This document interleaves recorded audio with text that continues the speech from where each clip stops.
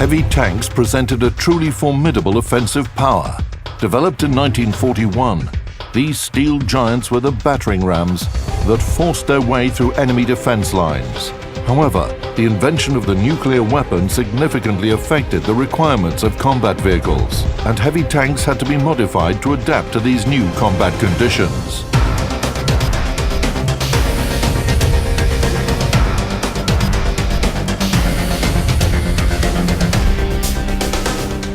In 1955, the USSR started the development of a new generation of heavy tank. New vehicles were to replace battle-proven, yet technically outdated IS-2, IS-3, IS-4 and T-10 heavy tanks. The historian, Yuri Pashalok, will tell us about this project, which is considered to be the strangest heavy tank with the best protection in the history of tank construction.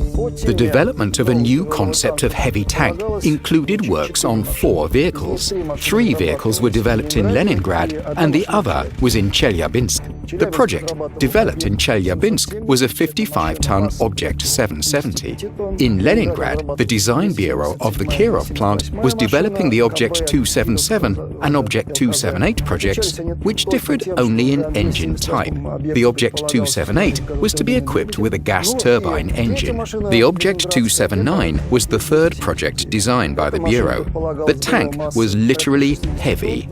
Its weight, around 60 tons, was the result of its powerful engine and enhanced armor.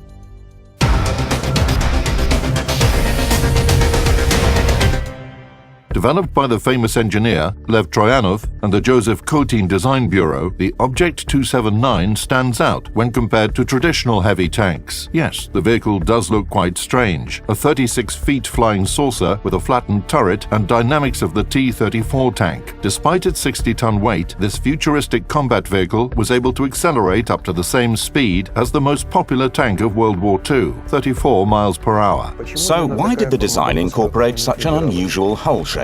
Back in the post-war period, dynamic protection for tanks had not yet been invented. In addition, neither the USSR nor Western countries equipped vehicles with modern composite armor. Nothing like it existed at the time. As a result, a heat shell could effectively penetrate all types of cast armor, at any thickness, even at significant angles. There were 2 ways to solve this problem. One solution required an immense increase to armor thickness, which would result in increased weight and low maneuverability. The other way called for some technical solutions, like increasing the slope of the hull armor. As a result, the cumulative jet of the heat shell would go along the armor plate and leave a dent, but not penetrate. And the Object 279 was developed on the basis of the second. Despite the futuristic layout, the vehicle had a classic design, similar to traditional tanks. However, the design did feature a number of creative solutions to improve the vehicle's protection and crossing capacity. The unique hulls of USSR tank construction have always been different from other vehicles.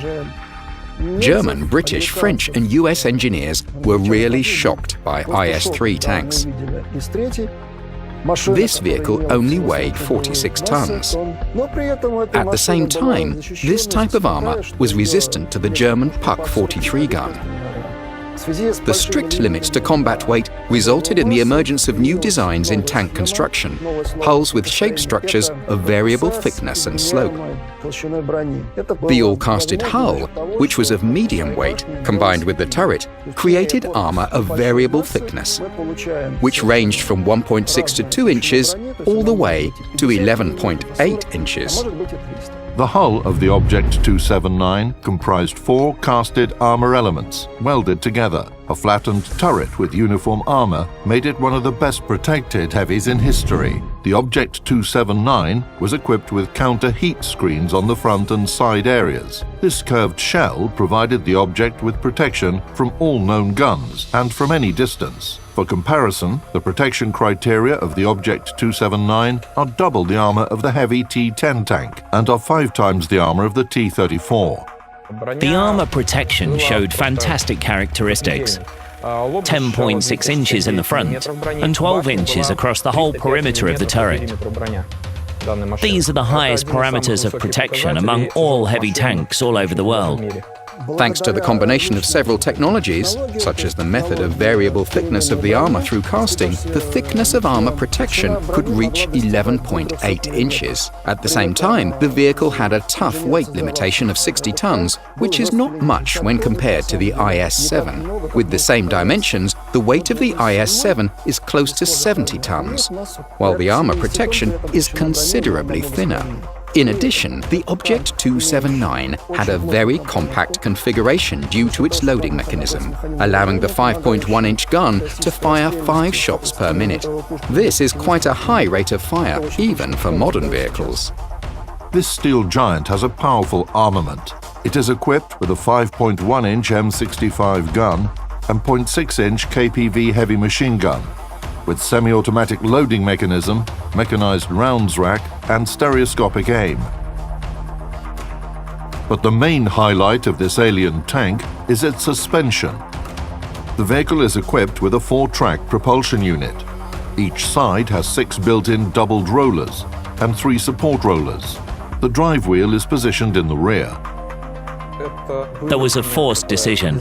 First, the introduction of a 4-track system was being developed in the late 1940s to increase crossing capacity. Second, such a configuration and layout of the hull was implemented in order to increase the armour and protection characteristics of the vehicle. In fact, this heavy tank featured rational slopes of armour plates in order to deflect the shells of enemy vehicles. This resulted in the current layout, which looks rather strange and unusual. US engineers also worked on similar designs for quite a long time, but their concept was slightly different.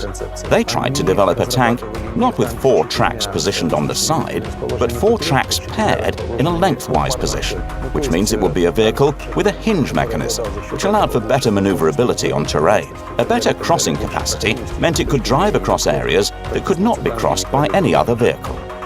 The decision to use an unconventional suspension turned the Object 279 into an armoured off-roader, which could cross unsuitable terrain and surfaces, swamps, and huge masses of snow, as well as crash through the enemy defence, even in winter conditions. By the way, the specific ground pressure of this heavy vehicle did not exceed 8.5 psi. Taking into account the weight, its crossing capacity is closer to a light tank. Military units were supposed to act on terrain that would have been heavily damaged from the impact of a nuclear blow. This would include some difficult terrain, swamps and tundra, where the surface, affected by a nuclear impact, would defrost significantly, and thus almost neutralize the crossing capacity of standard vehicles. The crew featured a conventional arrangement of 4 men. The commander, gunner, and loader were seated in the turret. The driver was seated in the center, in the front section of the hull, next to the entry hatch. As in many USSR vehicles, the Object 279 had quite limited space for the driver, which meant that a crew member who was taller than 5.6 feet would feel quite uncomfortable.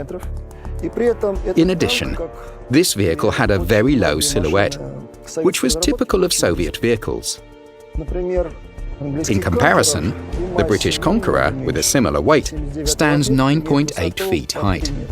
The Object 279 stands slightly over 6.5 feet, which meets the standards of modern tanks.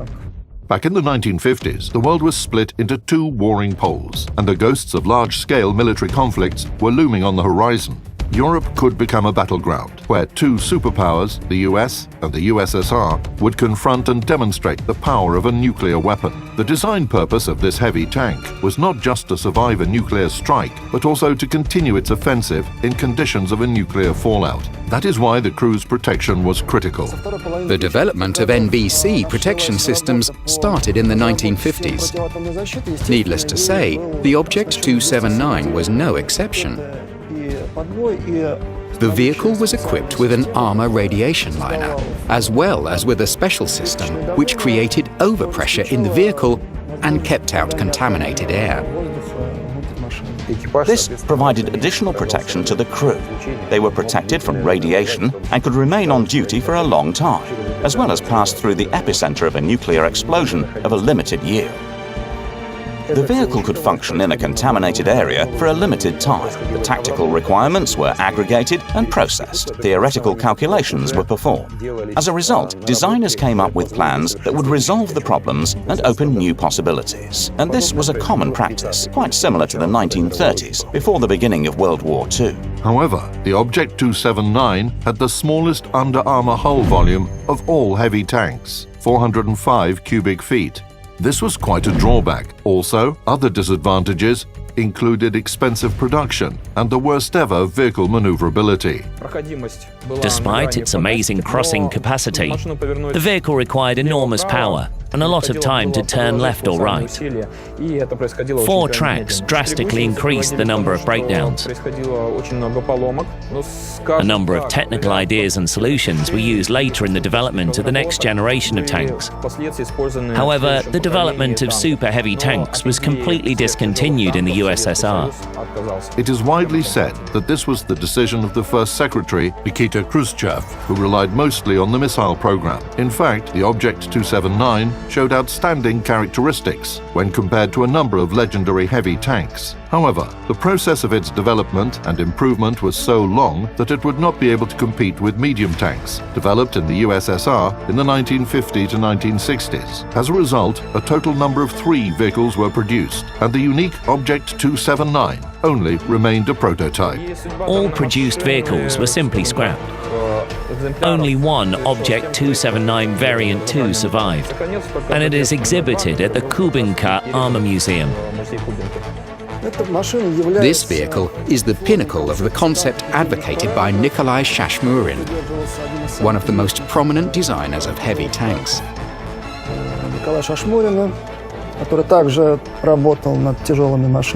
The heart of the concept was to maximize a vehicle's firepower and protection while keeping its dimensions minimal.